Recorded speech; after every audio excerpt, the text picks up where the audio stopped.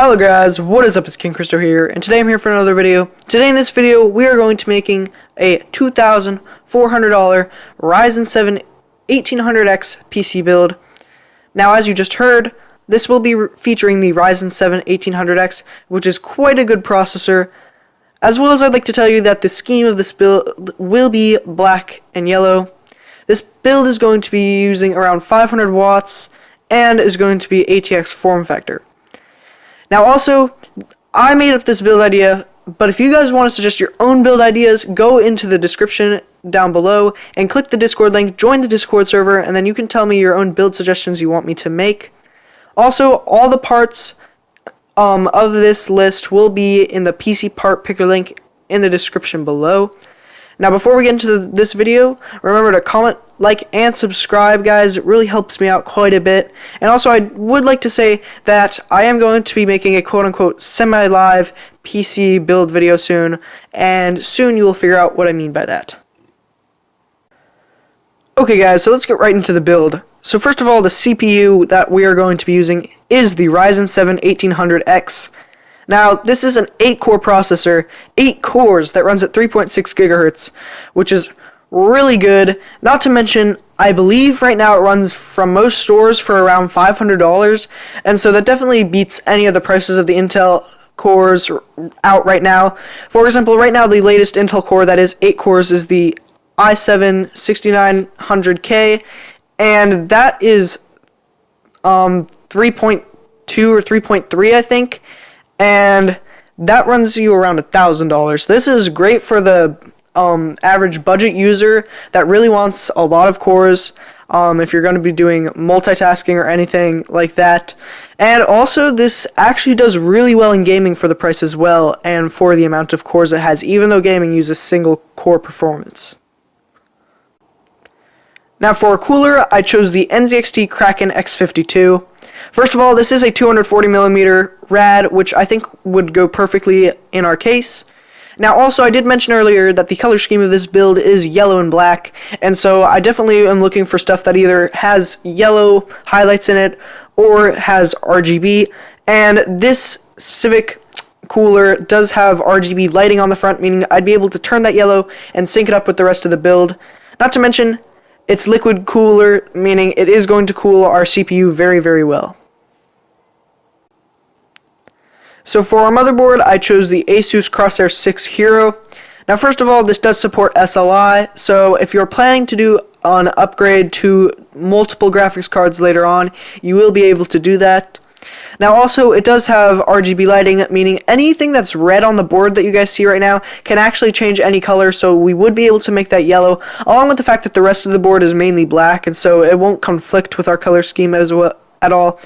Now, it does use AM4, which is what our processor uses, and it is ATX form factor, meaning that it is the correct size that I want, because sometimes when you go to the micro ATX or even mini ATX, things get very, very small, and they're harder to put together, especially for beginners.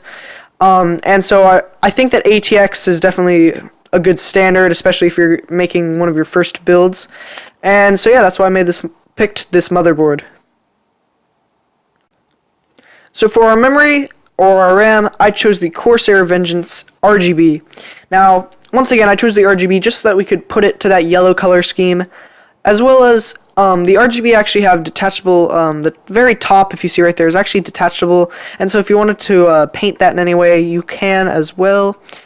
Now, also, this specific kit of Vengeance RGB is 32 gigabytes, which is going to get the average gamer plenty throughout their games. I mean, you don't even need 16 for gaming, as well as for video editing and productivity, it will be perfectly fine.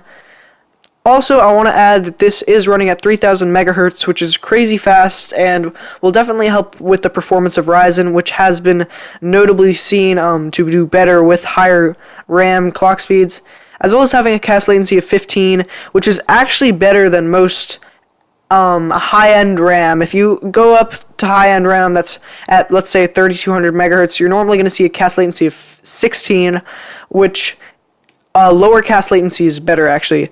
And so overall, this RAM will definitely, we're not going to see any bottlenecking from it in our build, as well as the fact that with this RAM, it will look really cool in the build with the lights and whatnot. Okay guys, so for our boot drive, which is just the hard drive or flash or solid state drive that you would install Windows on, which you would want to be extremely fast so that your computer turns on very quickly, I chose the NVMe SSD, the Samsung 960 EVO. Now there is a Pro version of this, but the 960 EVO is definitely a much better option when it comes to price-wise. Now this is the 250 gigabyte model, so it will definitely be enough to install our OS and even a few applications that you use very frequently. Now besides the Pro, I'd say that this is arguably one of the fastest drives out there, and so you really are going to be seeing those really fast boot times, which is very important for a lot of people, because some people, they even think that however fast your computer boots up is actually going to determine the actual speed of the computer and how good it is. And so there are multiple reasons that you want a really fast boot drive like this. Now for most of our data that we need to store, I did choose the Western Digital Black 2TB hard drive. Now this is a very, very reliable drive from a very reliable brand from what I've seen. Western Digital is definitely, I would trust their products, as well as the fact that 2 terabytes is enough for the average consumer, plenty enough.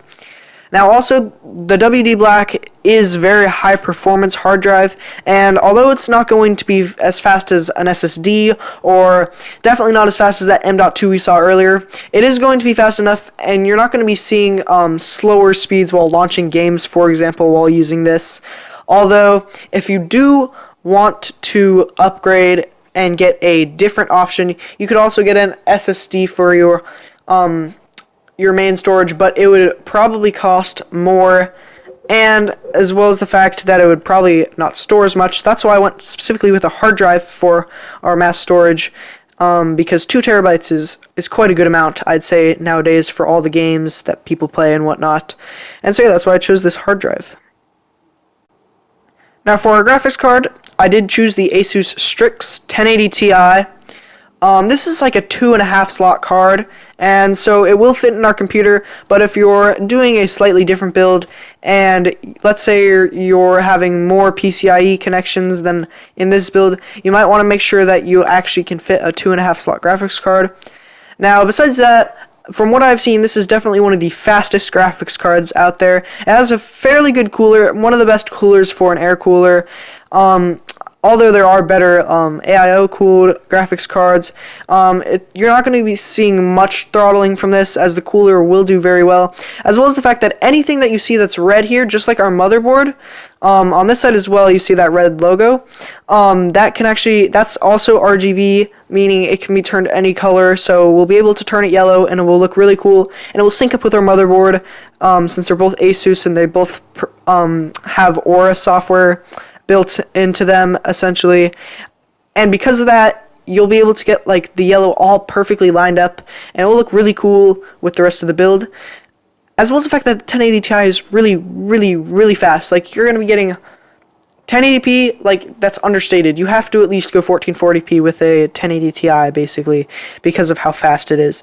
Even with 1440p, most games, high to max settings, you'll be getting 140 frames per second. So that's why I chose this graphics card, my friends. Okay, so for our case, I went with the Corsair Spec 04, specifically the black and yellow version, due to the fact that obviously our color scheme is black and yellow. Now, first of all, this was one of the only black and yellow cases I could find, and also I really do like what Corsair has done with their cases, especially with the Spec 04. Now, I've said this in other videos, and I'm going to say it again. Their Spec 01, 02, and 03, I feel like they tried so hard to make it look cool that it ended up looking really bad. I hate to say it, but that's kind of what they did, in my opinion. But this one, they went a lot more simplistic, and overall, I think it looks really nice. As well as the fact that it has a lot of front I/O that we'll need. Like, as you can see, there's USB 3.0 and whatnot, and it does have a side panel window, so we will be able to see into our computer. And now the last thing is that it's not all that big either, meaning that Although it does fit ATX, it's not going to be ginormous. You'll be able to put it on your desk and it's not going to weigh it down or anything.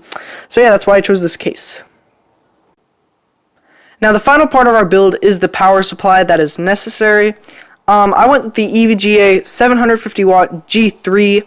First of all, the G3 is their newest line of power supplies, and I really suggest not going cheap on your power supply, because your power supply is the one and only object that can kind of break or make everything. If you don't want a power supply that's really cheap and ends up electrifying all your parts and ruining your entire PC build. Not to mention, it does look pretty cool with the fan design on the top.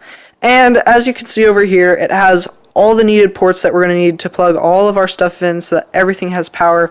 And now some people may wonder, Chris, why would you go with a 750 watt power supply when you even stated in the intro of this video you only need 500 watts of power? Well, first of all, upgradability. You might want to add a second graphics card in later on. And second of all, let's face it.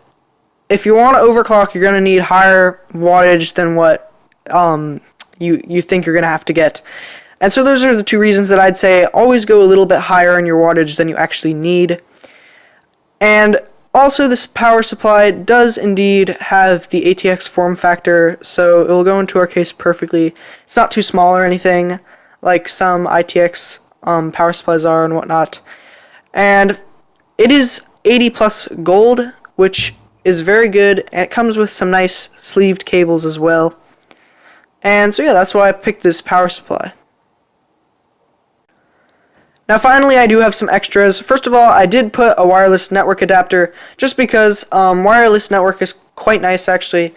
It's not as fast as Ethernet, but a lot of families and whatnot, they do use wireless and wireless only. I mean, myself, I haven't really used much Ethernet, so just having something like this is nice for the option to connect to the internet wirelessly. Now also, if I scroll down, we can see that I did add 3 Thermaltake ring yellow fans. Now, one of the reasons I picked these is because they are specifically yellow. I don't need to do anything to the software to turn them yellow.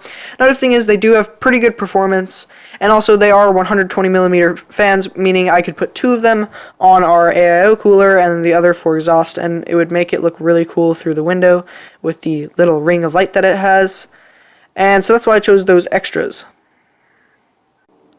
Okay guys, so that concludes our $2,400 PC build featuring the Ryzen 7 1800X and having a black and yellow color scheme. Now as you can see here, according to PC Part Picker, this would cost $2,398.12. And I'm just going to scroll down and you guys can see all the prices, exact prices of all the parts I used, since I didn't really mention them in the video. Just going to scroll down real slowly here.